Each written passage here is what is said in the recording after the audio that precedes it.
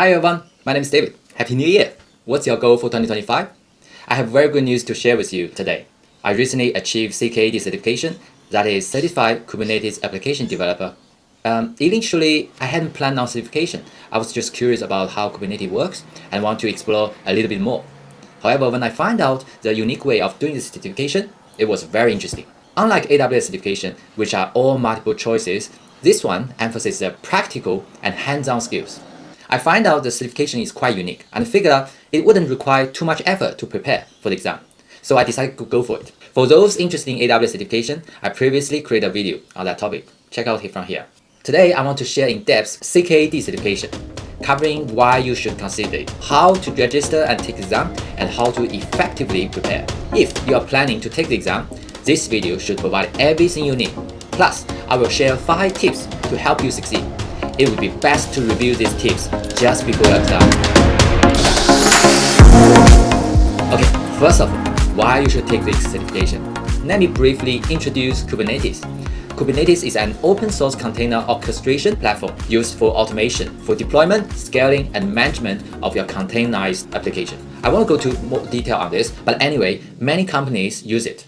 If you are on DevOps path, I have noticed increasingly that in the job description that requires knowledge of Kubernetes. Clearly, this is a market call. Let's look at the report in Q1 2024. For those who know Kubernetes, have a minimum salary of $135,000 US, and you can up to $180 US with a growth rate of 4%. Well, most positions are in the North American market. However, Australia generally follows the US trend with a delay about 3 to 5 years in technology. There is still a trend in demand, so we need to plan early.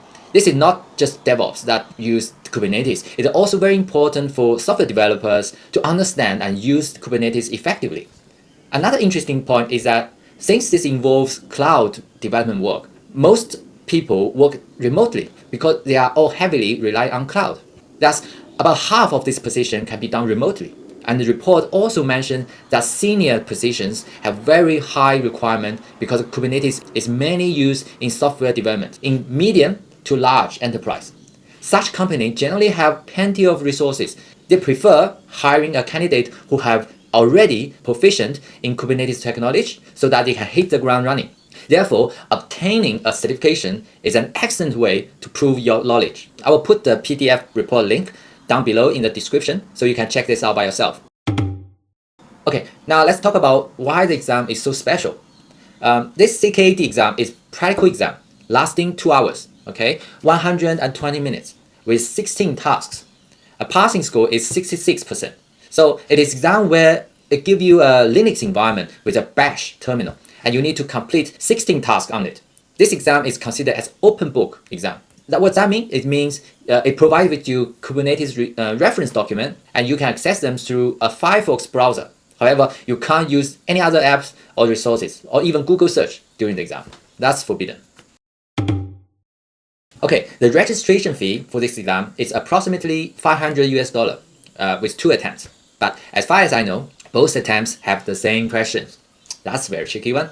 If anyone needs to register, there are occasionally discounts available on the official website. For example, I bought this exam during a Black Friday sale with I think 50% discount. One thing to notice is that all the information is from US standard, such as your address, your phone number. If you don't have a US number, you can skip that part. I have been entering my Australian number previously, and I just couldn't make it. I tried multiple times. I can't get the message.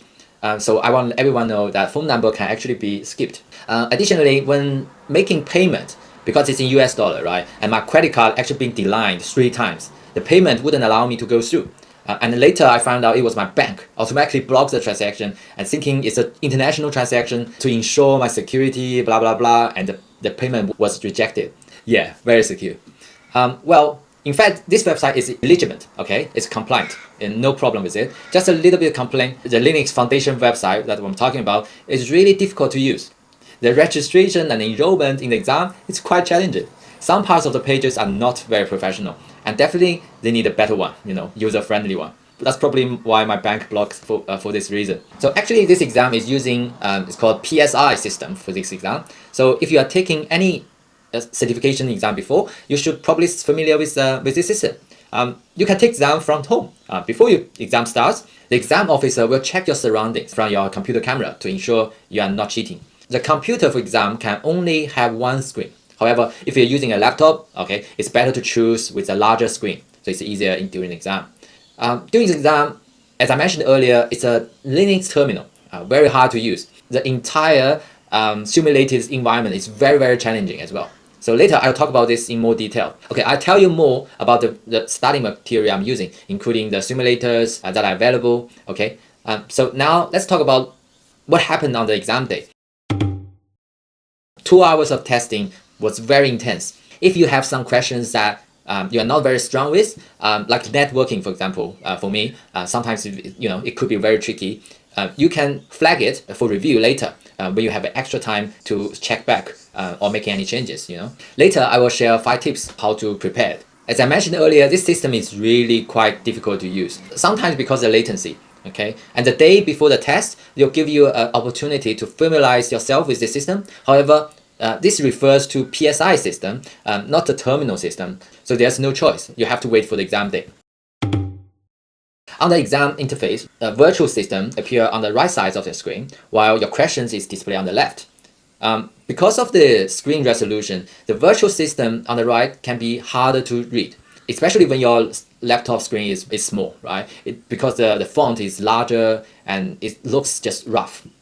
The virtual system including a shared terminal with a Firefox browser. There are probably many other tools available, but because I didn't have enough time to explore, so when you prepare the exam, it's a good idea to familiarize yourself with the Firefox shortcuts, such as how to search and highlight the results.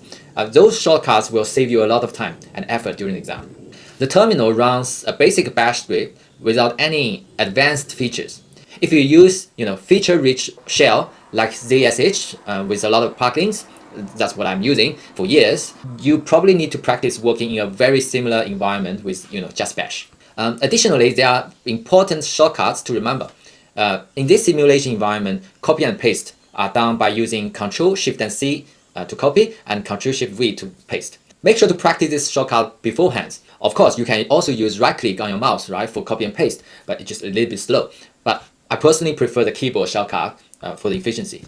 Okay, in the virtual environment, which refers to master host, you need to SSH into a dedicated environment for that particular task. For every question you try to do, make sure you will exit the previous environment before you're starting the next one. Okay, you need extra attention on this because otherwise you might confuse yourself. During the exam, you'll be allowed to access official document, just like I said. So make good use of it. Okay. However, not all types of document that are permitted.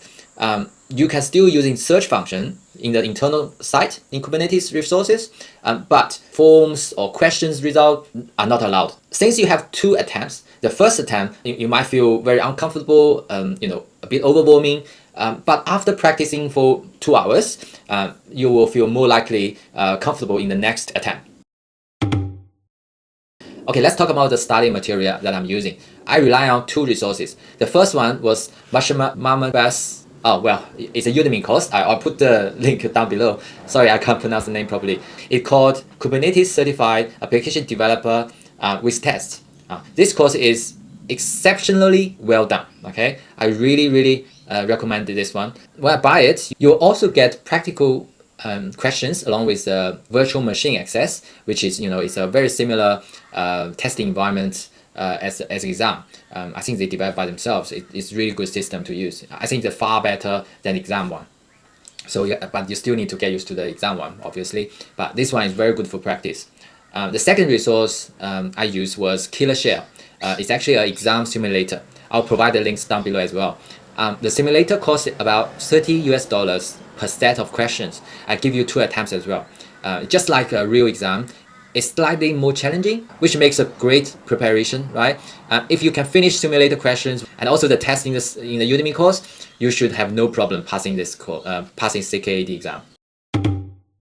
Personally, I spent about 2 weeks preparing, around 10 days just for watching the course material on Udemy, and 2 or 3 days practicing with the simulations. So this approach will give me a lot of confidence heading into the test. Lastly, while preparing, don't forget to practice your typing skills, okay? The exam is hands-on, okay? It requires intensively command line work. So you have to type a lot. So typing skills are essential for completing this task. Now, we can move on to some hardcore content now. If you are not yet familiar with Kubernetes, please bookmark this video, okay? And come back so you know what I'm going to discuss next, okay? Okay, now let me share 5 tips for the exam preparation. Okay, in Kubernetes exam, there are certain entity or object you must be very familiar with, as they are guaranteed to be tested. Okay, ports, deploy, ingress, service, volume, network policy, secret, config map, PV, persistent volume, PVC, persistent volume claim, job and cron job. And also the role and authentication questions are not in the exam. So tip number 1.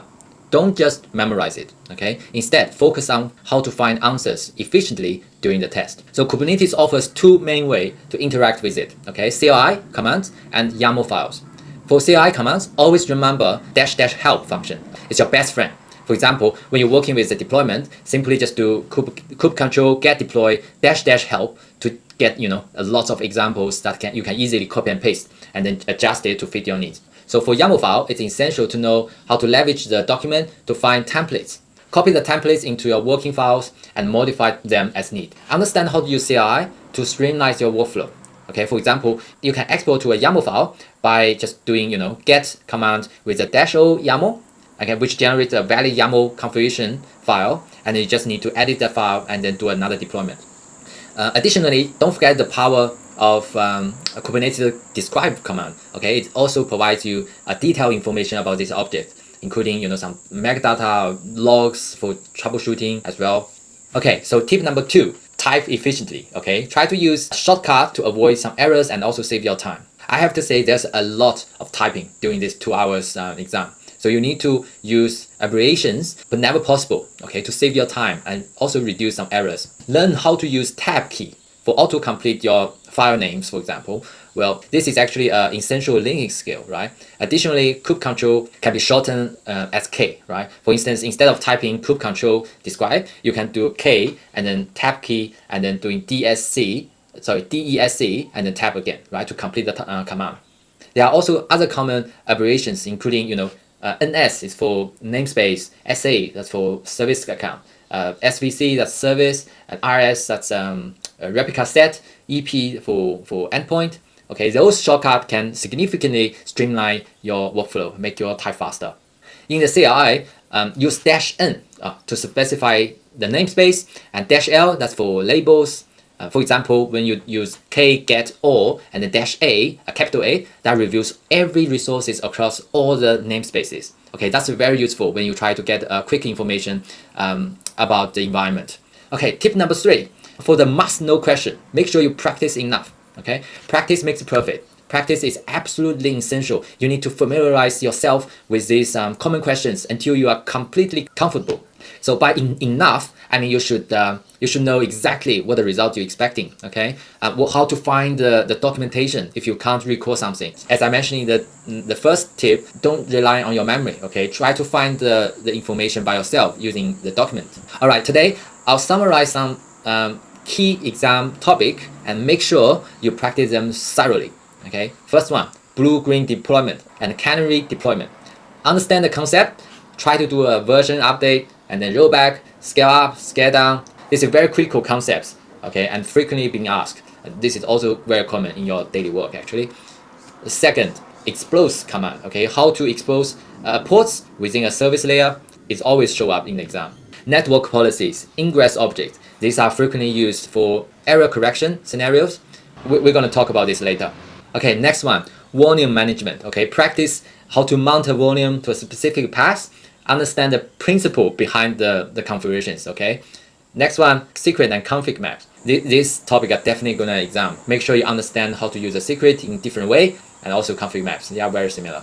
Okay, next one, persistent volumes, PV, and persistent volume claim, PVC. These are core concepts about how to get resources. Yeah, these are frequently tested and consistently appear in your exam. Okay, next one, job and cron job. Okay, these are very common in the exam as well. You make sure you have a very good understanding on the cron expressions. These knowledge are essential for exam. Okay, next one is the resources related queries. Okay, but they are very straightforward actually. So make sure you can use the documentation. Okay, understand the underlying principle and how to write this in your YAML file. Tip number 4, for debugging questions, usually no more 2 errors. Debugging type of questions are quite challenging. I personally find they are more difficult. Okay, these questions require you not only identify the problem based on the given scenario, but also address it and also verify it actually works, right? So if you can't see the problem, you can't fix it. From my past experience, there are 2 or 3 debugging questions in the exam. In most of cases, you only need to make changes in one area, but at most two areas. If you find yourself making extensive modification, okay, changes, you're likely heading a wrong direction. For example, like service account, okay, sometimes it just fail because you're missing the name. You might also need to check the logs. You can use kube control describe deployment to identify some issues, okay, or use logs to examine any port specific errors. And when it comes to services, the common mistake often related to the target port, okay, whether it's 80 or 88. Similarly, like node ports as well. Another frequent issue involves matching labels and port names correctly. Make sure they are aligned each other. The name is very critical, and they use the labels a lot. Okay, so make sure the name are actually matching. Another thing is you're gonna check the environment variables or secrets. Okay, make sure the name is actually matching. Okay, last one, the 5th tips is to verify your work after completing the task. Okay, at the very minimum, ensure your deployment was successful and also the pod is running. Okay, and if you have extra time, just create a temporary pod to check the network if it's actually functioning or not. If not, then you have to continue troubleshooting any remaining issues. These techniques I was talking about all in simulator course I mentioned above. Okay, I hope today's video is very helpful. Please give me a thumbs up and save it to your YouTube list for a future reference if you're gonna have exam. And before exam, visit this video again. By then, you're gonna appreciate how much effort I was putting into this video. If you are very interested in the shirt I was wearing, if you want to get a similar one, check the description below. I got the links for this shirt. Thank you for watching. My name is David. I'll see you in the next video.